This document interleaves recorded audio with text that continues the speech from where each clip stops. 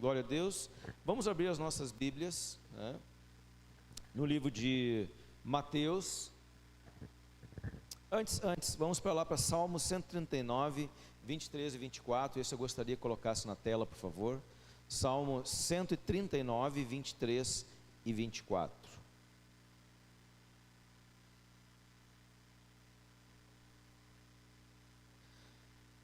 Nós cantamos esse salmo hoje aqui, né?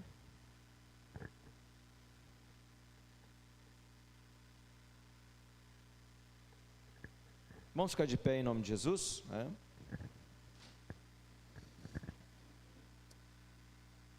Esse salmo diz assim: sonda-me, ó Deus, e conhece o meu coração, prova-me e conhece os meus pensamentos. Amém?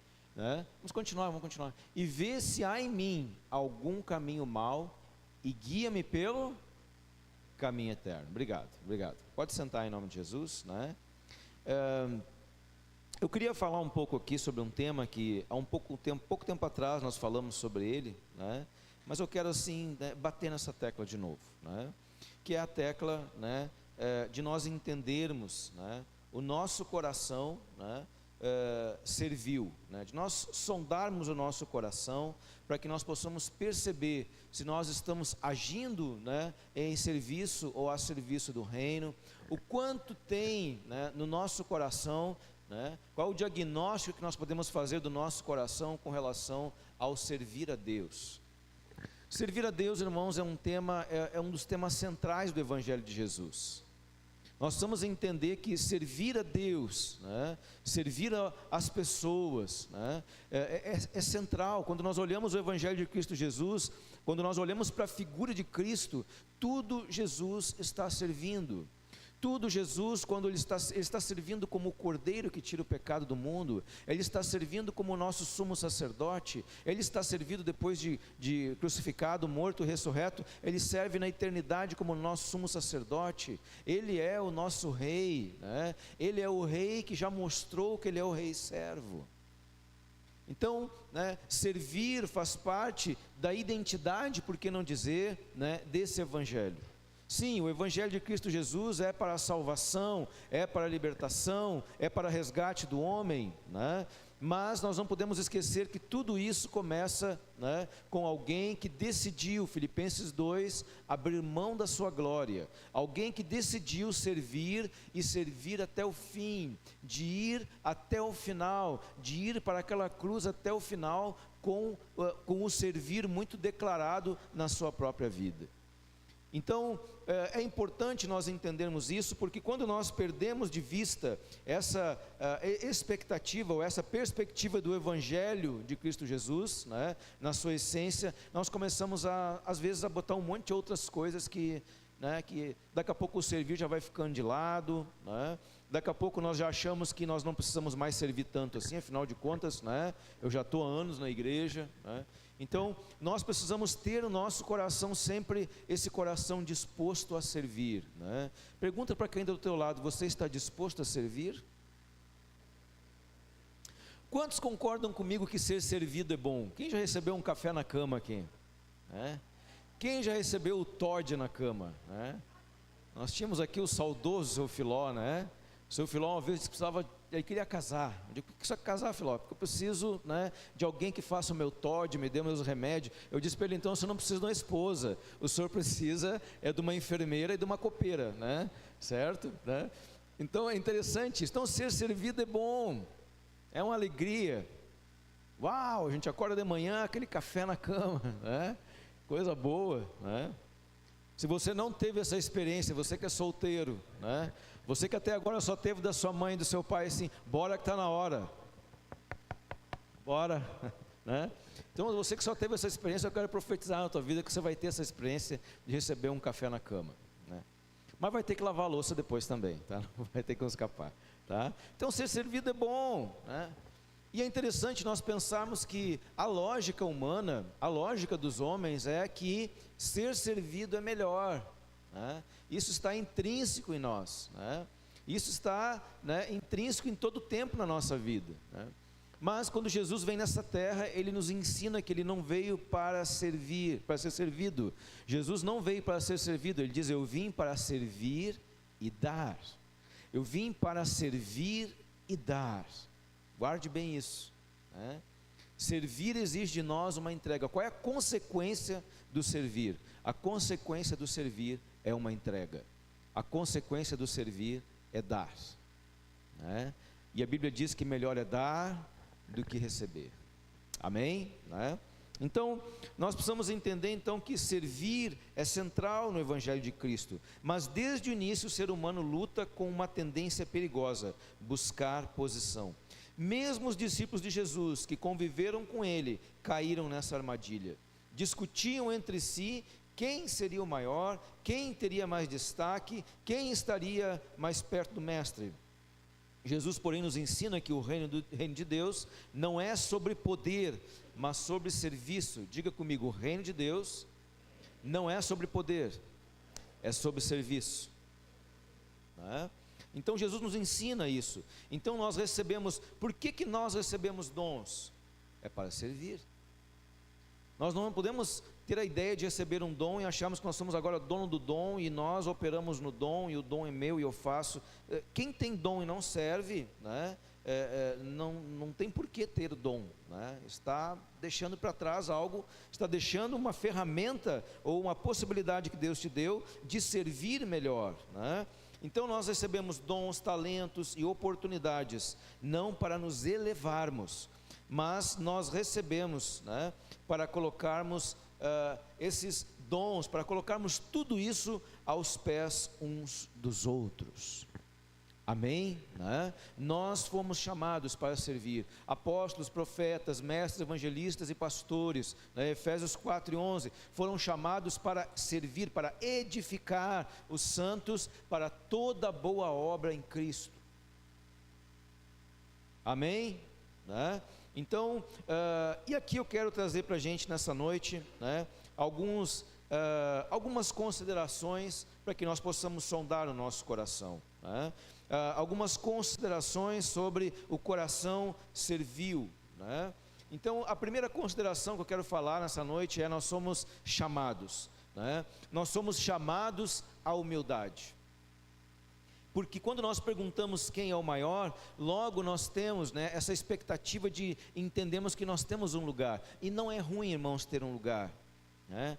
Quero dizer para você assim, se nós pensarmos, né, a palavra de Deus, o Evangelho, né, se nós pensarmos a comunicação do reino, né, numa linguagem de família, nós vamos entender que na família tem papéis. Amém? Então, se você não sabe, tem papéis na família. E o mal hoje é que a família, muitos dentro da família perdem os papéis, né? Já não é o pai que fala aquilo que tem que falar, já não é a mãe que fala aquilo que tem que falar, já é o filho que fala, né? Então, papéis são importantes na família. E eu gosto de olhar o reino de Deus por essa perspectiva. E não é porque eu estou inventando ela, é porque ela é bíblica. Nós vamos perceber isso nessa noite. A mesa de Cristo, né, é a mesa de uma família. Então na família tem papéis, né? Diga comigo: papéis e responsabilidades. Eu não posso cobrar de você uma responsabilidade que não é seu papel. Uma mulher que carrega o peso na família, né, de uma responsabilidade que não é dela, ela sofre com isso. Um homem que carrega na família o peso de uma responsabilidade que não é dele, né, certo? Ele sofre com isso.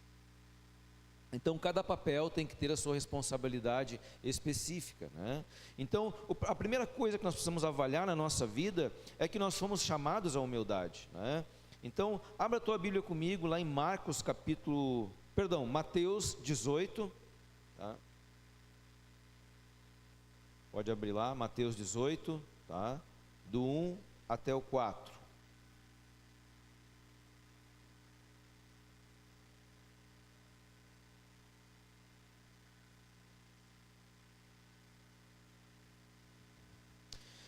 Então aqui é bom nós entendermos, né, que, né, Jesus já havia ouvido a confissão de Pedro, né, Os discípulos já estavam caminhando com Jesus há um tempo, né? Eles já haviam, né, alguns deles aqui já tinham tido a experiência da transfiguração do monte, né? Coisas maravilhosas e sobrenaturais na vida deles, né? Mas ainda aqui no capítulo 18 nós podemos perceber que persistia neles esse pensamento, né? Naquela hora, diz o texto, aproximaram-se de Jesus os discípulos e perguntando: quem é porventura o maior no reino dos céus? E Jesus, chamando uma criança, né, colocou-a no meio deles e disse: em verdade vos digo que se não vos converterdes e não vos tornardes como crianças, de modo algum entrareis no reino dos céus. Portanto, aquele que se humilhar, como esta criança, esse é o maior no reino dos céus. E quem receber uma criança tal como esta, em meu nome, a mim me recebe. Então veja que Jesus, né, ainda depois de eles terem tido várias experiências maravilhosas com Jesus, Jesus chega ao ponto de dizer para eles aqui que, olha, né, vocês têm que se converter. Que pesado isso, né? Que dureza, né? Certo? Jesus chama a atenção, né? Eu não sei o que você tem na sua versão, né?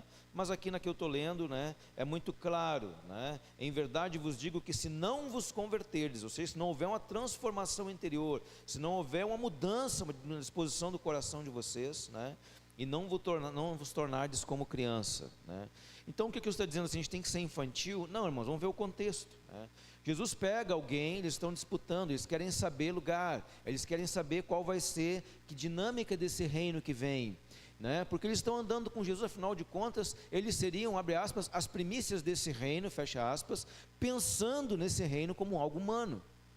E era natural que eles talvez pudessem pensar assim: puxa, vai chegar a hora desse reino agora acontecer.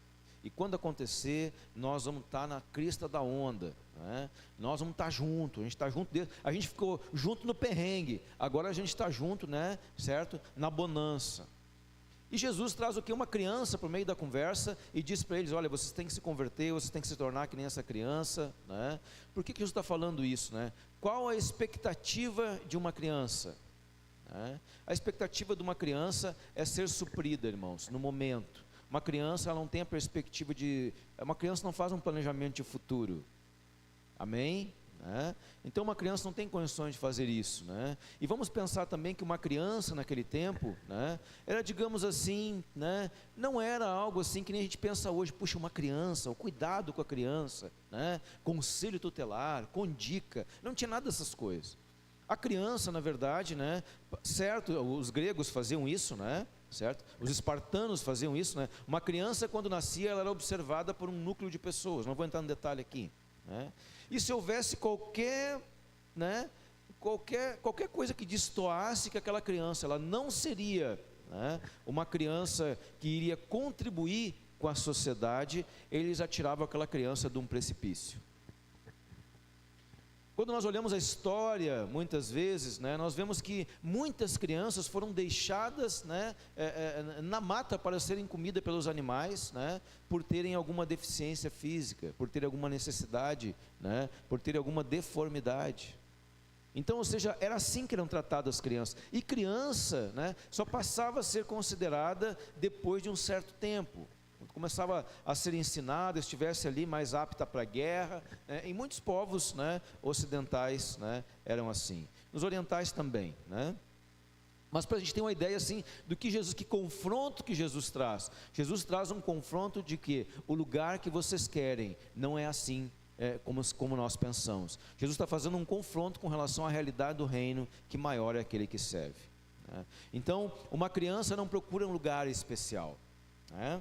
Certo? Então é importante nós entendermos que quando nós somos chamados à humildade, né, Jesus ele conhece os nossos pensamentos, né? E quando Jesus ele vê os discípulos nesse contexto, né, ele chama, né, a criança e coloca no meio deles, né, para confrontá-los. Então Jesus usa como exemplo, né, essa criança, né, no sentido de confiar, de depender, de aceitar o lugar que o Pai designa. Já parou para pensar que dia foi que tu disse para o teu pai e para a tua mãe: a partir de hoje eu aceito o meu nome? Teve algum dia que você fez isso? Já parou para pensar que a gente nem, né, Eu já falei aqui que eu não gostava do meu nome. O nome dos meus primos era Ezequias, Gerson, Josias, né? Meu irmão Neemias, né? Aí quando chegou no meu, a mãe botou Joel, parecia que estava com pressa, né? Ah, irmãos, eu fiquei muito brabo, eu lutava com o meu nome, porque quantas vezes, beijo mãe, quantas vezes, né, mãe sofre, quantas vezes eu pergunto para minha mãe, por que o meu nome é Joel com L, coisa feia, Joel, e eu tinha minha avó, a minha avó ainda dizia, Joel. Uma vez no colégio eu falei para a professora, né, eu digo, meu nome não é Joel, é Joel, é U. Mas o fato é que eu nunca disse para minha mãe, a partir de hoje eu aceito meu nome, né? Então, ou seja, né, nós não pensamos nisso, né? Então nós temos o nome que os nossos pais nos dão, nós temos, né, o tempo que os nossos pais nos dão, nós temos, né, o prestígio que os nossos pais nos dão, né? Nós aprendemos a depender dos nossos pais, a aceitar a correção, o lugar, a hora, as coisas, tudo é o pai, tudo são os pais que designam. E aqui trazendo para a nossa vida espiritual, quem designa a nossa vida espiritual, quem dá o designo para nós é Deus. Então a gente tem que parar de procurar aceitação em outras coisas, porque não é o mundo que te afirma, quem te afirma é o Pai eterno. Se o teu pai não te afirmou na terra, eu quero dizer para você, você tem uma paternidade que suplanta todas as outras, que é a paternidade de Deus. Ele nos escolheu no amado, amém? Glória a Deus, né? Então, o primeiro é o chamado à humildade, o segundo é o teste da intimidade. Quando os discípulos perguntam para Jesus, eu não vou ler todos os textos, tá amor? Amor, né? Não vou ler.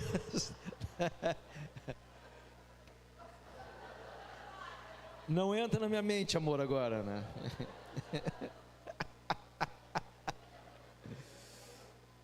Os irmãos me perdoem que o dia raiou para mim 4:30 da manhã hoje, tá? Então assim, eu estou desde as 4:30 de pé, né? Já fui em aniversário, já corri atrás de neto, né? Meu Deus, né? Cheguei em casa, me escorei no sofá e agora estou aqui para a glória de Deus. Amém? Né? Então, ou seja, né? O teste da intimidade, podemos nos assentar à sua direita. Eu não vou ler todas as referências, né? Porque a gente não vai ter tempo aqui. Mas quer acompanhar comigo? Pode abrir lá em Mateus, mais um pouco para frente, 20 e 20 até o 28, né? Mateus 20, do 20 até 28, né? Então, aqui, né, a mãe de Tiago e João, a gente conhece esse texto, né?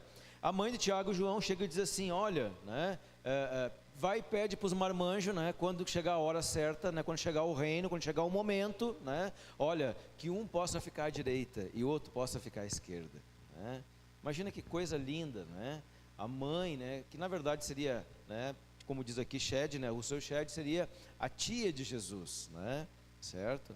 Então, ou seja, Tiago, né, e João eram primos de Jesus, né, os filhos de Zebedeu. Então, nesse momento, né, chegaram, né, fico pensando assim os dois, né, ô mãe, vai lá e fala com ele.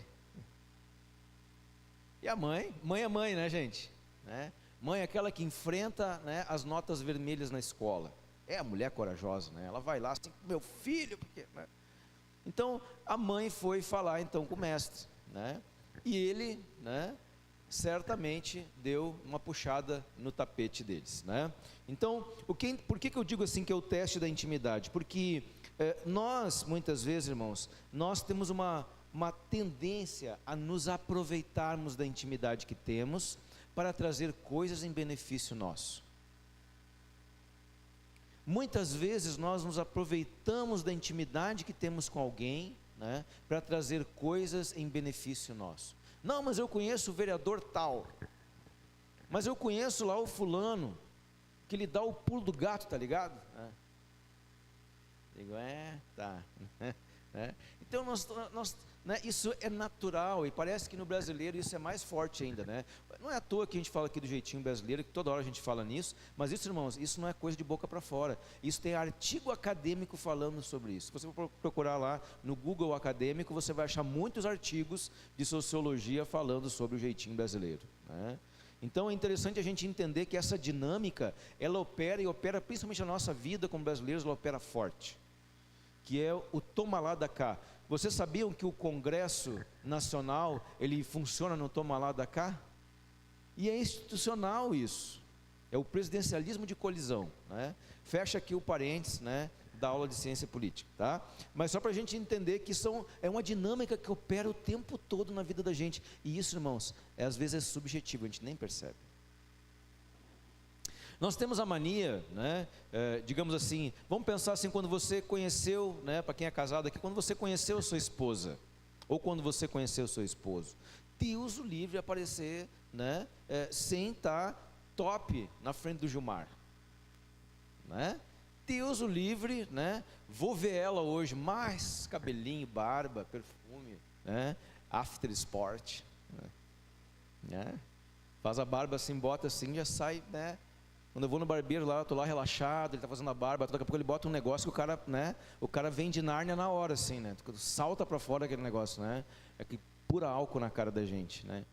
Então, ou seja, né, nós nos preparamos, né, mas quando depois que casa, depois que casa, né, é aquilo, né, o carpinho furado, né, aquela camiseta, né, velha que a gente gosta de dormir com ela, né, aquela toalha assim que parece uma lixa, né, né. Então assim, né, é muito engraçado, você entra nessas lojas, aí você vê assim, a seção feminina, lotado, né, meu? Seção masculina já tem que dar umas catadas, né? Porque homem, né, é difícil, né? Eu não sei aqui se todo mundo aqui que é homem gosta de comprar roupa, né? Eu tenho um ranço quando eu tenho que comprar roupa. Desculpa, irmãos, tá? Mas então, né? Então nós, né, esse teste da intimidade justamente foi o que aconteceu aqui, né? Jesus, então nós fazemos coisas, né, quando nós estamos quanto mais íntimos nós somos, mais nós vamos nos soltando. Quanto mais íntimo você é, mais você vai se soltando. Mas nós não podemos nos esquecer que nós temos um Cristo que sonda o nosso coração. Sonda-me, ó Deus, e vê se há em mim algum caminho mau. Nós já trouxemos esse salmo num grupo caseiro. É muito interessante ler todo esse salmo, porque tu vê Davi, ele começa apontando o dedo para todo mundo, porque meus inimigos, porque não sei o que, porque papapá, e quando chega no final parece que ele passa assim, ele se enxerga no espelho, ai, ai, ai, e me sonda também, porque se tem uma coisa ruim em mim, né, já me guia pelo caminho eterno, porque nós somos muito bons em olhar para fora, uau, cheio de analista, né? Mas quando a gente tem que olhar para dentro, né, a gente tem muita dificuldade, e Jesus nos chama para nós olharmos para dentro de nós, amém? Né? As intenções do nosso coração, né? Então, a terceira coisa é o perigo da religiosidade. Diga comigo, a primeira, chamada humildade. A segunda, teste da intimidade. E a terceira é o perigo da religiosidade, né? Vamos lá para Mateus 23. Estamos aqui seguindo uma sequência, né, dos capítulos, né? Mateus capítulo 23, do 8 até o 12. Né? Vós, porém, não sereis chamados mestres, porque um só é o vosso mestre, e vós todos sois irmãos. Vou repetir, e vós todos sois irmãos. Posso ouvir um amém? Né? A ninguém sobre a terra chameis vosso Pai, porque só um é vosso Pai, com letra maiúscula, aquele que está no céu. Nem sereis chamados guias, porque um só é vosso guia, e é Cristo, que é um só é vosso guia, o Cristo, né? Mas o maior dentre vós será vosso servo. Quem a si mesmo se exaltar, será humilhado, e a quem a si mesmo se humilhar, será exaltado. Amém? Né? Então o perigo da religiosidade. Então, com o passar do tempo, a religiosidade tenta ocupar o espaço da simplicidade, né? Aquilo que era tão simples começa a ficar complicado, começa a se complexificar, né? Começamos a medir uns aos outros, a disputar reconhecimento e perdemos o sentido da comunhão. O mais importante, por isso, irmãos, que eu gosto de mesa redonda, porque não tem lugar especial, né? Eu lembro quando nós éramos criança, que nós íamos, né, às vezes meu pai cuidava de um trabalho para fora, a gente tinha que ir posar na casa dos irmãos. Tinha um irmão que eu tinha medo de ficar na casa dele, Porque uma vez, eu não sabia, né? Primeira vez que eu fui, era criança, tinha uns 10 anos de idade, eu ia para tocar com o meu cavaquinho no culto da mocidade, né? E aí eu tocava o cavaquinho lá e tal, com os irmãos, e no outro dia eu tinha que posar na casa daquele irmão, que eu não vou dar o nome. Acho que ele já está na eternidade já. Porque na época ele tinha 99 anos, eu tinha 9 anos de idade. Né? Acho que, né? E ele vinha com 99 anos, ele vinha de bicicleta pela estrada do Conde, que era de terra, de chão, e ele vinha aqui no culto dos obreiros na Assembleia. Né? Pensa, né? Um cara com 99 anos que fazia isso. E ainda era cego de um olho. O cara era ninja. Né? Certo? E eu tinha medo de ficar na casa daquele irmão, porque às vezes nós chegava na casa dele, né? Tinha um lugar. E eu não sabia, eu sentei, né? E eu fui, a irmã veio, serviu, né, um prato, né, com uns pedaços de frango, né? E carne era uma coisa meio complicada naquela época, no tempo do Sarney, né? O negócio era, né, era pegado. E eu peguei, né? De cara assim, né? Vocês podem ir se servindo. Olha só, ela mandou, vocês podem ir se servindo. E eu peguei meu garfinho, eu era um alemãozinho bem gordinho, da bochecha cor-de-rosa, do cabelo branco, e eu cheguei, pá, na coxa do frango e botei no meu prato. Cara, calou um silêncio na mesa. Essa senhora, ela tinha um jundiá dentro de um pote que ficava com as antenas de fora, coitado do jundiá, né? Então assim, nem o jundiá naquele pote se mexia, né? E aí, cara, ela olhou e disse assim: é que esse pedaço é do fulano. Aí veio pá no meu prato, e pá no prato. Cara, eu queria assim, ó, me enfiar, né, dentro do arroio do Conde, que era na São Suci aqui, né? Então assim, tem mesas que a gente tem medo de sentar. Eu não sei você, mas tem mesas que eu não gosto de sentar. Por quê? Porque elas estipulam lugares. Eu gosto de sentar em mesas onde elas são redondas, onde nós nos vemos como irmãos. Você vê aqui na mesa de crescimento, aqui a maioria das mesas são redondas. E para tratar no meu coração, aqui eu estou é quadrado. Né? Certo? Mas, irmãos, eu estou falando aqui de coisas espirituais, né? Nós temos que entender que nós fomos chamados a comer na mesma mesa, a mesma mesa, o mesmo pão, o mesmo cálice, o mesmo Deus, o mesmo Senhor, o mesmo Espírito. Nós somos chamados a viver nessa comunidade, que temos sim responsabilidades e papéis, mas nós somos irmãos em Cristo. Amém? Diga para quem está ao teu lado: tu é meu irmão, ou tu é minha irmã. Deus não tem enteado, meu querido, né? Deus não tem neto, Deus tem filho, né? Amém? Então, o perigo da religiosidade é quando nós começamos a achar que nós somos mais que os outros por causa da estrada que temos, ou do cargo que temos, ou por causa daquilo que nós somos chamados a fazer. Lembrando sempre que dons é para serviço, né? Os nossos dons têm que estar aos pés uns dos outros, para servirmos uns aos outros, né? E por último, então, o exemplo supremo, né? Jesus nos dá que Ele é o rei com as toalhas nas mãos. Vamos lá para João, capítulo 1, agora vamos avançar um pouquinho. João, capítulo 13.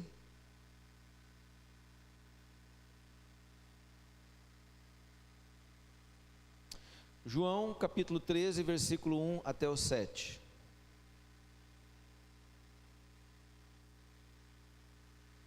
Aqui nós conhecemos o texto, eu quero assim, praticamente que concluir com esse texto, né?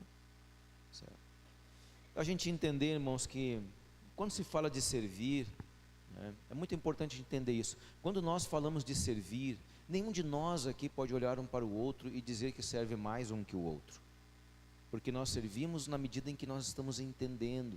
E se nós talvez não entendemos, se você que está aqui nessa noite, você não entendeu ainda o que é servir, você não entendeu que, né, mas eu não sei qual é o meu ministério. Não espera tu ter a revelação do ministério para te servir, meu irmão.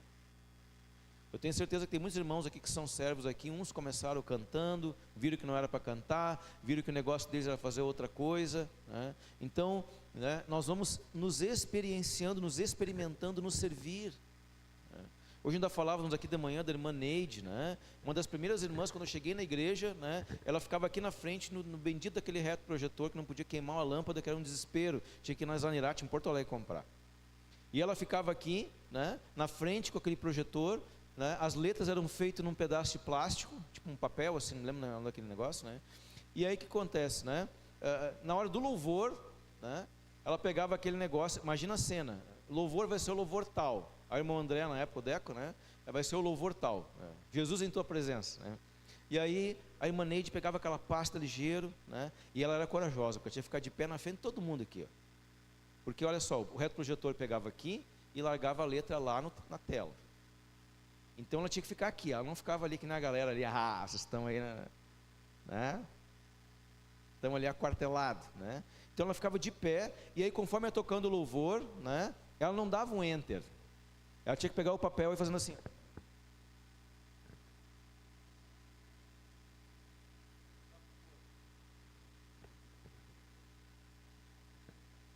Que coragem. Lembra, né? Lembra disso? Que coragem. Mas só que hoje não tem mais projetor ou retroprojetor. Mas a irmã Neide continua servindo. Ela continua servindo no Joad, ela continua servindo, né, no Conexão, ela continua servindo, enfim, ela continua servindo. Então eu quero dizer para você que muitas vezes o nosso servir, né, ele vai ser remodelado ao longo da nossa história. Então, se você ainda não pegou o seu servir e não colocou ele nas mãos do Espírito Santo para que ele remodele isso para o tempo que você está vivendo, eu quero te dar uma dica: faça isso, porque nem sempre você vai fazer a mesma coisa durante toda a sua vida, mas uma coisa eu tenho certeza: servir você vai por toda a eternidade. E digo por toda a eternidade por quê? Porque nós somos uma nação de reis e sacerdotes. Nós somos reis e sacerdotes, né? E reis no reino servem, né? E sacerdotes no reino servem. Amém? Né? Então, aqui nós vemos, quero concluir com vocês então, né? João capítulo 13, versículo 1, né? Eu não vou ler todo o texto, né? Mas só para concluir com vocês aqui, né? Nós vemos que aqui, irmãos, né, depois de passar tudo aquilo que eles passaram, a entrada triunfal de Jesus em Jerusalém, estava chegando um momento, né, e Jesus já havia dito que ele ia ser entregue à morte, já tinha passado tudo isso, mas ainda os discípulos tinham uma preocupação, né, certo? E Jesus então, para quebrar isso, né, lembrem que Jesus é o nosso exemplo no servir, posso ouvir um amém? Né? Jesus então se coloca, né, no ápice, né, esse é um momento assim, que é um momento, né, tremendo da parte de Cristo, né? O nosso rei, ele cingiu, né, os seus lombos com uma toalha e foi lavar os pés dos discípulos, e inclusive os pés daquele que haveria de traí-lo. Então, o teu exemplo e meu exemplo de servir é Cristo.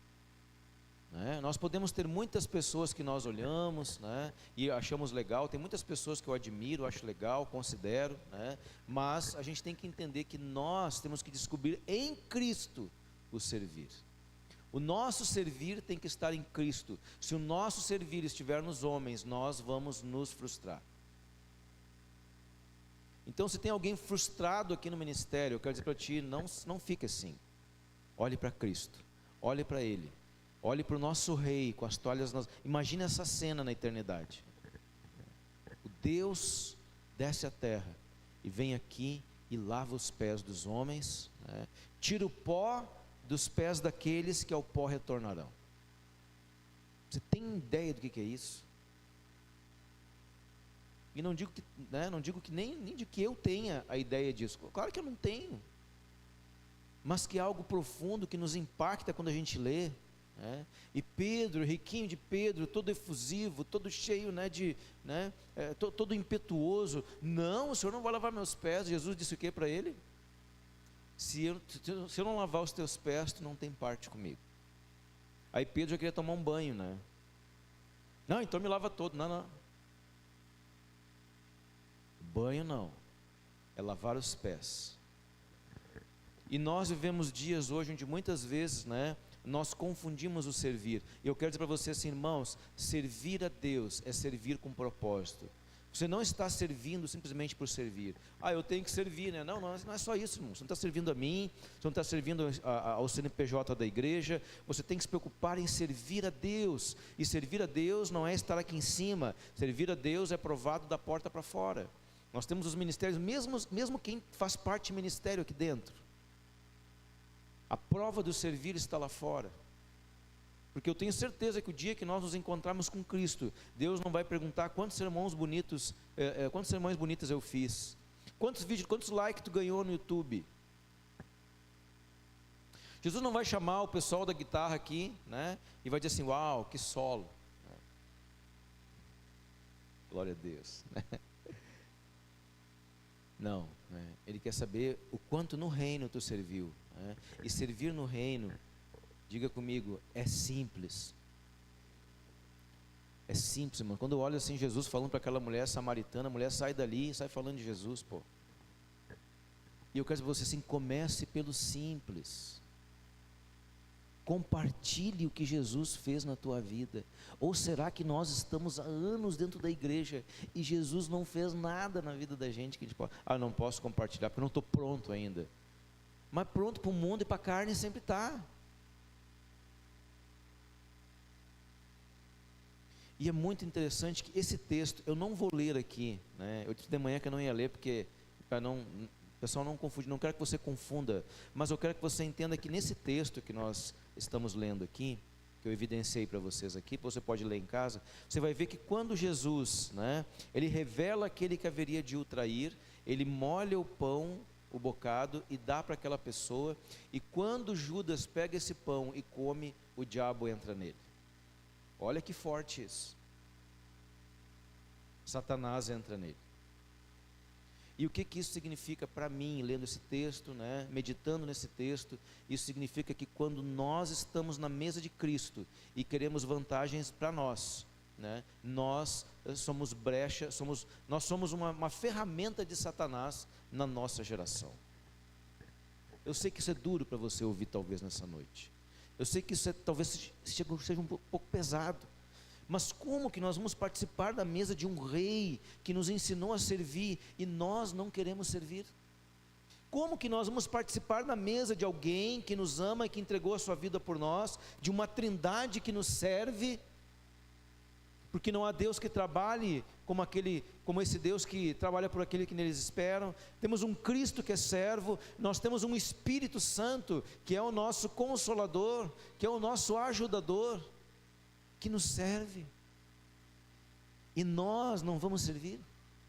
E quando eu falo servir, vou repetir: o que você pode fazer de simples? Você não pensa comigo, o que você deixou de fazer de simples nessa semana, que você poderia fazer em prol da vida de alguém, que você poderia servir ao reino de Deus na vida de alguém?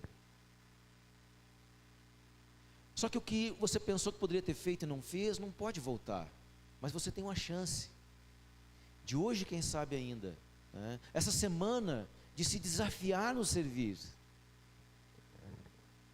e não precisa ser nada complexo.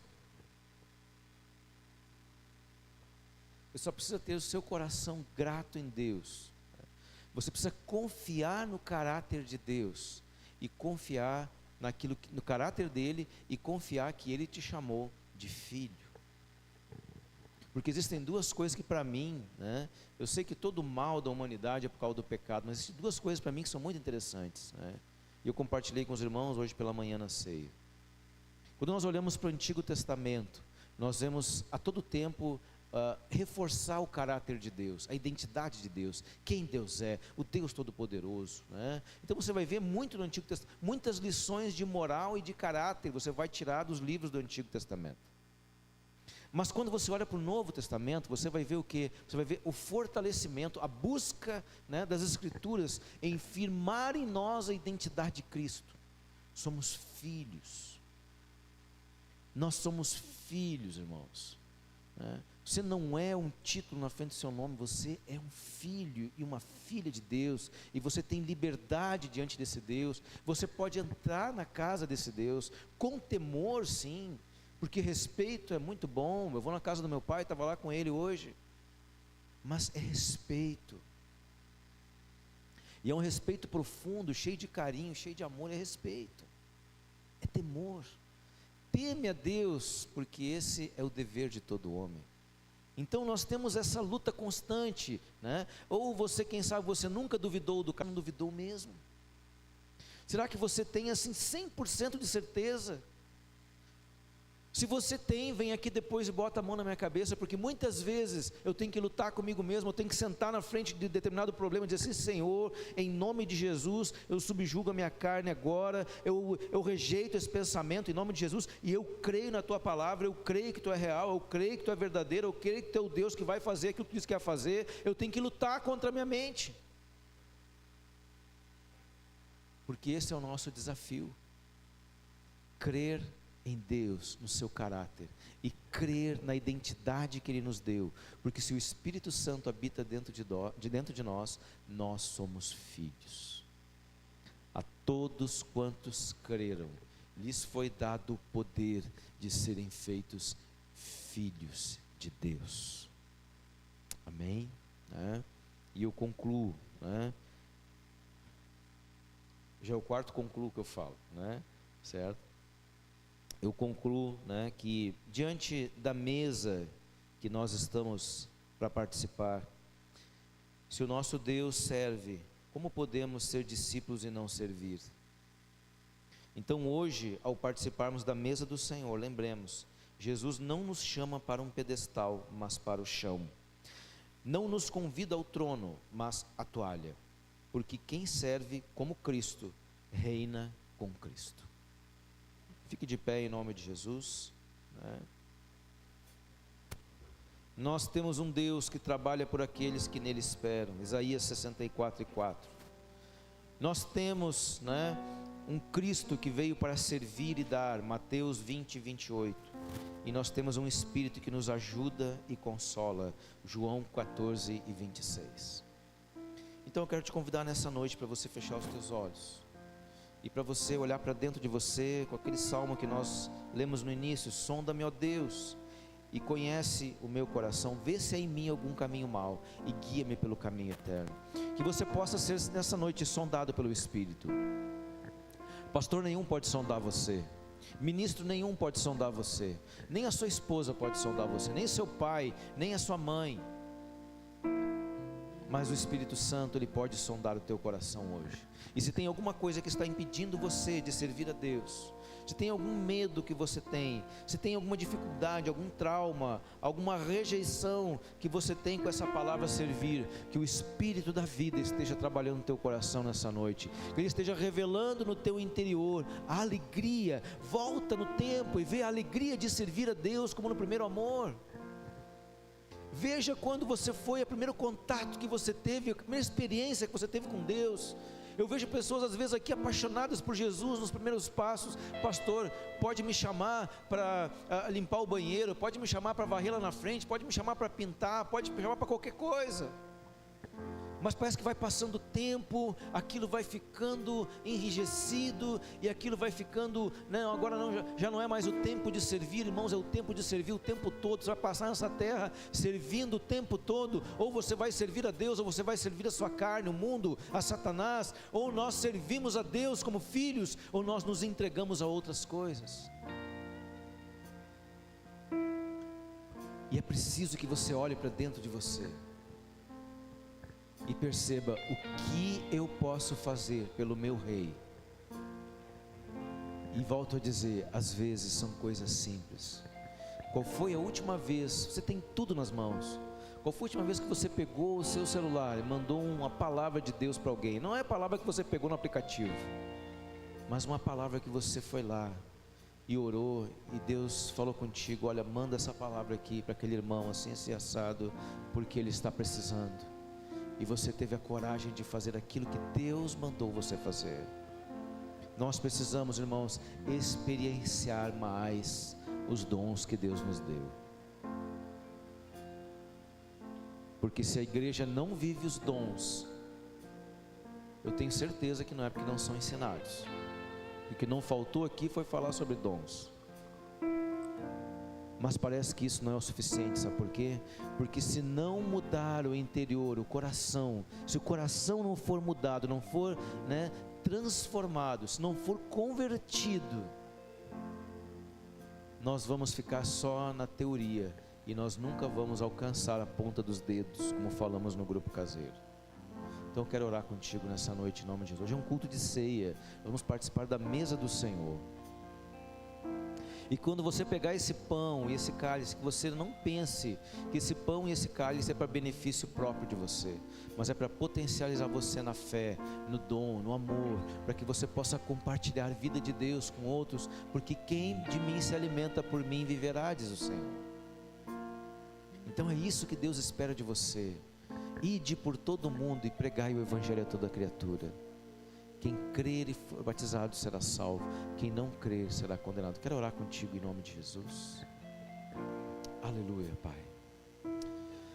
Senhor, nós oramos nessa noite, nós colocamos a nossa vida diante de Ti, e nós queremos Te pedir que nessa hora, Senhor, o Teu Espírito esteja, Senhor, falando aos nossos corações, que nós saiamos, como sempre falamos aqui, Pai, da janela da alma, que nós possamos, Senhor, olhar para dentro, que nós possamos, ó Pai, fechar os olhos, olhar para dentro do nosso coração e sermos, Senhor, confrontados pela Tua palavra e entendermos que nós somos chamados, ó Pai, à humildade, entendermos que nós somos chamados, Senhor, a uma vida de serviço, de entrega, Senhor, que a intimidade contigo não pode ser, Pai, um subterfúgio para que nós venhamos a correr atrás de coisas para nós mesmos. Nós não podemos servir a Ti por interesse próprio, porque o Senhor sonda o nosso coração.